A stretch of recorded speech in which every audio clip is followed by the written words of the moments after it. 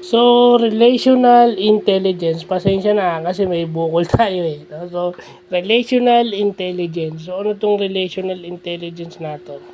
So, ito yung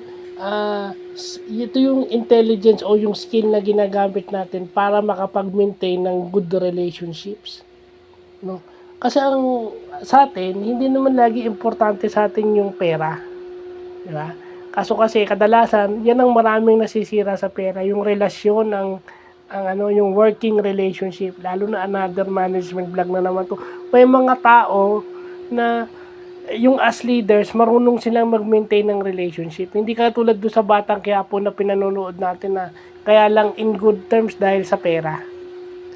Pero sa tinatalo nila, no? Lalo na si Miguelito tsaka si Rocky Boy, yun yung hindi magandang halimbawa. So, mabuti na po vlog natin yung relational intelligence na yan. Kasi meron tayong survivor intelligence, meron tayong intelligence quotient, emotional intelligence. Parte ito ng emotional intelligence natin, yung relational intelligence. Parte yan ng EQ. So, importante na natututunan natin yan. So, yun lang pa.